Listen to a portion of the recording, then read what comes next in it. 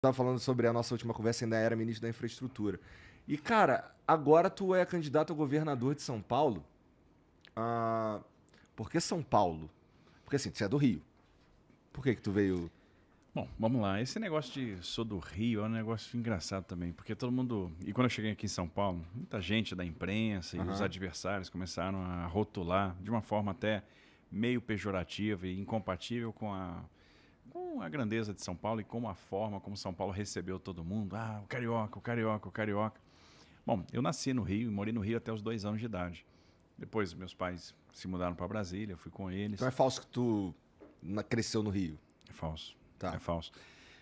Eu saí de casa a primeira vez para ingressar nas Forças Armadas na Escola Preparatória de Cadetes do Exército em Campinas. Eu comecei minha trajetória profissional aqui no estado de São Paulo.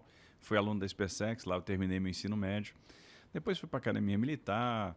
Quando eu me formei, eu servi no Nordeste, eu servi no Rio Grande do Norte, eu servi em Pernambuco. Eu tive a oportunidade.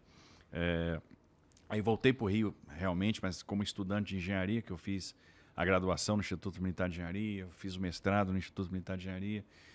Aí eu fui para servir na Amazônia, servi, né, no Amazonas, trabalhei em Roraima, tive no Haiti. Então rodei bastante até sair do Exército e voltar para Brasília. Então passei boa parte da minha vida profissional em Brasília. É uma coisa interessante. Geralmente quem vem para o governo de São Paulo está olhando Brasília, né? Doido para fazer o pulo para lá.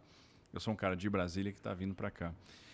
E por que não São Paulo? São Paulo é um estado muito grande, é um estado muito interessante, muito rico, de muitas oportunidades, mas também de muitas mazelas, de muitas desigualdades.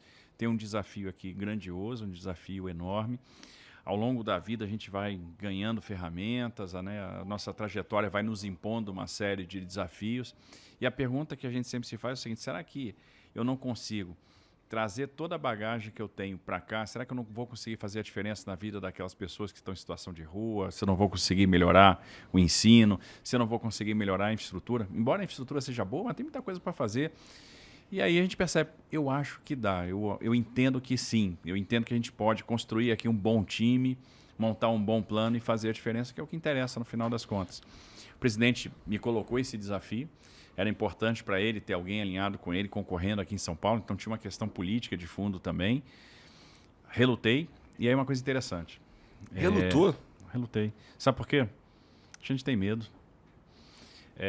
Você pensa, puxa, São Paulo, dá medo. Dá medo. Só que aí você pensa o seguinte: Dá Moisés, medo. que era Moisés, quando foi chamado por Deus, ele viu a sarça ardendo que não se consumia. Nessa analogia, o Tarcísio é Moisés e Bolsonaro é Deus? Não, quem somos nós? De jeito nenhum. Mas o que eu quero dizer é que o medo é uma coisa muito humana. E mesmo aqueles ungidos, mesmo aqueles escolhidos, têm medo também. E Deus deu a missão a Moisés: olha, vai lá no faraó e liberta meu povo, traz o meu povo. O que que Moisés fez? Eu? Vou nada. Passa essa missão para outro. Só que o que que Deus disse para ele logo na sequência? Deus é contigo, eu sou contigo.